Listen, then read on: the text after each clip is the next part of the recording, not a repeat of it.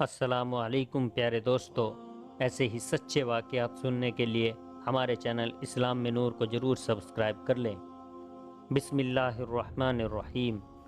ایک مکڑی کے ذریعے حضور صلی اللہ علیہ وسلم کی حفاظت۔ حضور صلی اللہ علیہ وسلم اور حضرت ابو بکر صدیق رضی اللہ عنہ نے عشاء کی نماز پڑھی اور ایک صاف چٹان پر چادر بچھا کر رات بھر آرام فرماتے رہے۔ صبح میں جاگے، ضرورتیں پوری کی اور صبح کی نماز پڑھ کر پھر غار ثور میں جا چھپے۔ جب سورج نکلنے لگا تو دونوں نے دیکھا کہ ایک مکڑی نے غار کے منہ پر آ کر جالا بنانا شروع کیا۔ جب جالا تن کر اس نے تمام غار کا منہ ڈھک لیا تو ایک اور چلی گئی۔ اس کے جانے کے بعد ہی دو کبوتر آئے اور غار کے قریب گھونسلہ بنانے لگے۔ حضور صلی اللہ علیہ وسلم نے یہ دیکھ کر کہا، اے ساتھی، تم نے اللہ کی حکمت دیکھی؟ حضرت ابو بکر صدیق رضی اللہ عنہ نے کہا، ہاں دیکھی۔ مکڑی کا جالا تن کر چلے جانا، کبوتروں کا گھونسلہ بنانا بے وجہ نہیں ہو سکتا۔ حضور صلی اللہ علیہ وسلم نے فرمایا، تم نے ٹھیک سمجھا۔ خیال ہوتا ہے کہ کفار قریش پھر ہماری کھوج میں اس طرف آنے والے ہیں، اس لیے قدرت نے ہماری حفاظت کا انتظام کر دیا ہے۔ حضرت ابو بکر بولے، لیکن ایک کمزور مکڑی کا جالا بنانا اور جنگلی کبوتروں کا گھونسلہ بنانا، اس سے ہماری کیا حفاظت ہو سکتی ہے؟ حضور صلی اللہ علیہ وسلم نے فرمایا، اللہ اپنی حکمت کے بھید کو خود ہی جانتا ہے، ہم اس کی تہہ تک نہیں پہنچ سکتے۔ حضرت ابو بکر صدیق رضی اللہ عنہ کچھ کہنے ہی والے تھے کہ کبوتر فڑفڑائے اور اڑ گئے۔ حضور صلی اللہ علیہ وسلم نے فرمایا، ہوشیار، دشمن آ پہنچے۔ اب دونوں چپ ہو گئے۔ انہیں غار کے باہر بھاری قدموں کی آواز سنائی دی۔ اس وقت سورج سر پر چمک رہا تھا، لو بھی چل رہی تھی اور دھوپ بھی بہت تیز تھی، پر غار کے بھیتر ابھی بھی اندھیرا تھا۔ حضور صلی اللہ علیہ وسلم اور حضرت ابو بکر صدیق رضی اللہ عنہ خاموش بیٹھے قدموں کی چاپ سن رہے تھے۔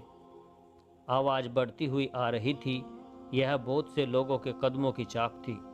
حضرت ابو بکر صدیق رضی اللہ عنہ نے بڑے دھیرے سے کہا، حضور، کفار سر پر آ پہنچے۔ حضور صلی اللہ علیہ وسلم نے فرمایا، گھبراؤ نہیں، اللہ ہمارے ساتھ ہے۔ حضرت ابو بکر صدیق رضی اللہ عنہ چپ ہو گئے۔ اب قدموں کی آواز اتنے قریب آ گئی تھی کہ لگا دشمنوں نے انہیں کھوج لیا ہے اور ان کی تلاش میں غار ثور تک آ گئے ہیں۔ حضرت ابو بکر رضی اللہ عنہ نے گھبرا کر سر اٹھایا اور اوپر نظر کر کے دیکھا تو ابو جہل، ابو لہب اور ابو سفیان سامنے کھڑے تھے۔ اس طرف ان کی پیٹھ تھی۔ حضرت ابو بکر رضی اللہ عنہ نے کہا، حضور، سامنے ہی آ گئے ہیں، اگر یہ اپنے پاؤں کی طرف نظر کر لیں تو ہم نظر آ جائیں۔ حضور صلی اللہ علیہ وسلم نے تسلی دیتے ہوئے کہا، بالکل نہ ڈرو، یہ ہمارا کچھ نہیں بگاڑ سکتے۔ جب ہمارے ساتھ اللہ ہے تو کسی کا کیسا ڈر؟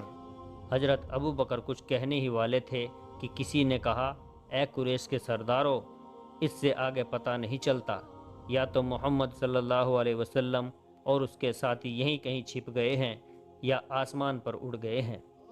ابو جہل نے کہا، یہیں تلاش کرو، یہیں کہیں چھپے ہوں گے، آسمان پر اڑ کر نہیں جا سکتے۔ اس کے بعد آواز بند ہو گئی، صرف قدموں کی چاپ سنائی دی۔ حضور صلی اللہ علیہ وسلم اور حضرت ابو بکر صدیق رضی اللہ عنہ سمجھ گئے کہ لوگ انہیں تلاش کر رہے ہیں۔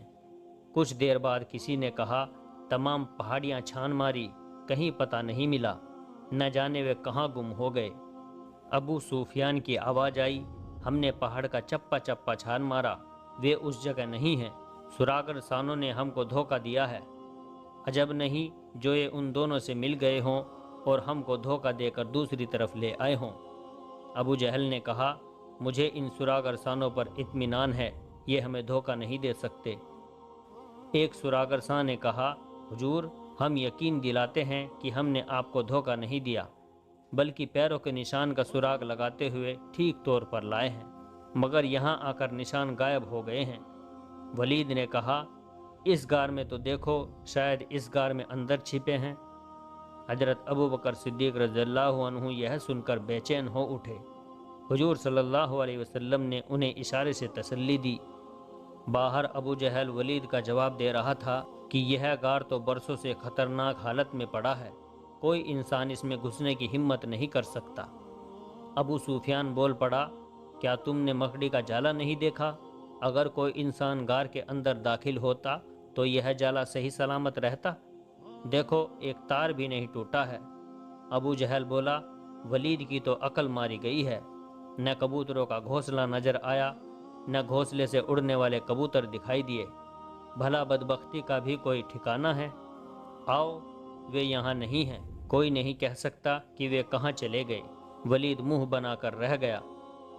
تمام کفار نامراد واپس لوٹ آئے۔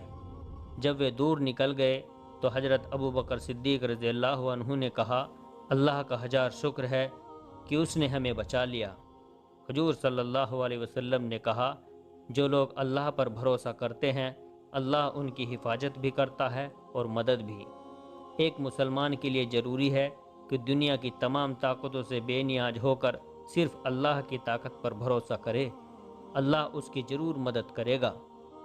حضرت ابو بکر صدیق رضی اللہ عنہ نے کہا، بے شک صحیح فرمایا، میرے حضور صلی اللہ علیہ وسلم ہم کفار کے اتنے قریب اور اس درجہ سامنے تھے کہ اگر وہ ایک قدم آگے بڑھ کر غار کے بھیتر جھانکتے تو ہم ان کی نظر میں آ جاتے، پر اللہ کو ہماری حفاظت منظور تھی، اس لیے ایسی وجہ پیدا کر دی کہ کفار دھوکہ کھا کر واپس چلے گئے۔ حضور صلی اللہ علیہ وسلم نے فرمایا، اب بے خوف ہو کر آرام کرو۔ دونوں غار کے اندر چادریں بچھا کر پڑ گئے۔ سورج ڈھلنے پر اٹھے، غار سے باہر نکلے، تیمم کر کے نماز پڑھی۔ اس وقت سورج بڑے زور سے چمک رہا تھا، دھوپ بہت تیز تھی، گرم ہوا کے جھلس دینے والے جھونکے چل رہے تھے۔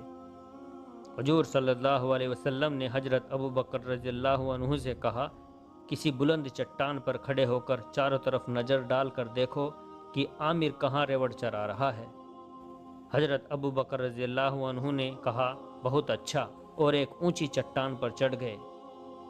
کوہ سور پر بہت ہی کم پیڑ تھے، سورج کی گرمی کسی پیڑ کو اگنے ہی نہ دیتی تھی۔ ننگا پہاڑ تھا اور جھلسی ہوئی چٹانیں تھیں۔ حضرت ابو بکر سب سے اونچی چٹان پر چڑھ گئے۔ انہوں نے گھوم پھر کر چاروں طرف نظر ڈالی، ہر طرف گرم ہوائیں چل رہی تھی۔ انہوں نے اس طرف کی طرف دیکھا تو اوپر سے ایک سانڈنی سوار تیزی سے چلتا ہوا اور ادھر ہی آتا ہوا نظر آیا۔ حضرت ابو بکر صدیق رضی اللہ عنہ نیچے اترے، حضور صلی اللہ علیہ وسلم کے قریب آ کر کہا، اے اللہ کے رسول صلی اللہ علیہ وسلم، عامر کا تو کچھ پتہ نہیں ہے، ہر طرف تیز ہوائیں چل رہی ہیں، البتہ یثرب کی طرف سے ایک سانڈنی سوار آ رہا ہے۔ حضور صلی اللہ علیہ وسلم نے فرمایا، چونکہ ہماری ہجرت کی خبر یثرب پہنچ چکی ہے، اس لیے یثرب والے انتظار کر رہے ہیں، ممکن ہے ہمارے نہ پہنچنے کی وجہ سے ان کا کوئی قاصد آ رہا ہو۔ حضرت ابو بکر رضی اللہ عنہ نے کہا، یہی میرا بھی خیال ہے، سوچ رہا ہوں کہ پہاڑ کے نیچے اتر کر اس سانڈنی سوار کو روک لوں۔ حضور صلی اللہ علیہ وسلم نے فرمایا، نہیں، ایک تو اندیشہ ہے کہ کہیں کہیں کفار کسی پہاڑ کے دامن میں چھپے ہوئے نہ ہوں، دوسرے ممکن ہے کہ جس قاصد کو ہم مسلمان سمجھ رہے ہیں کفار کا قاصد ہو۔ آؤ ہم غار کے اندر چھپ جائیں، یہاں دھوپ کی گرمی تکلیف دے رہی ہے۔ حضرت ابو بکر رضی اللہ عنہ نے کہا، چلیے۔ دونوں غار کے اندر داخل ہوئے اور چادروں پر جا بیٹھے۔ دیر تک دونوں خاموش بیٹھے رہے۔ کچھ عرصہ گزرنے پر انہوں نے کسی کے قدموں کی چاپ سنی۔ دونوں چونکے، پھر ابو بکر رضی اللہ عنہ نے کہا، معلوم ہوتا ہے پھر کوئی آ رہا ہے۔ حضور صلی اللہ علیہ وسلم نے فرمایا، ہاں آ رہے ہیں، شاید دو آدمی ہیں، آواز قریب آتی جا رہی ہے۔ حضرت ابو بکر رضی اللہ عنہ نے کہا، میرے حضور، مجھے تلوار چلانے کی اجازت دیں، آخر ہم کب تک چھپے رہیں گے اور کب تک ڈرتے رہیں گے؟ حضور صلی اللہ علیہ وسلم نے فرمایا، جب تک اللہ کا حکم نازل نہ ہو ہم کو تلوار نہ اٹھانا چاہیے، دیکھو پردہ غیب سے کیا ظاہر ہونے والا ہے۔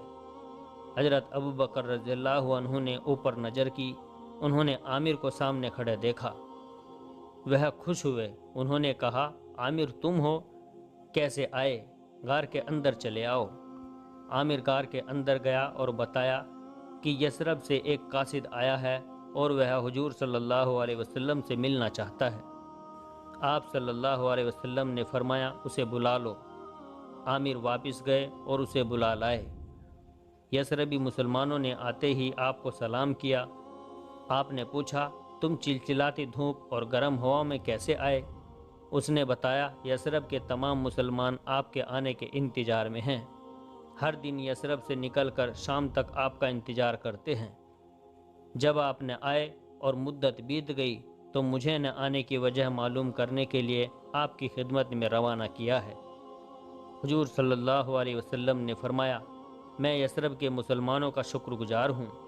افسوس ہے کہ میں اس وقت ایسی حالت میں ہوں کہ تمہارا ستکار بھی نہیں کر سکتا، پہاڑ کے اندر چھپا ہوا ہوں۔ میرے بھائی، میری قوم میرے قتل پر تلی ہوئی ہے، وہ نہیں چاہتی کہ میں یثرب جاؤں۔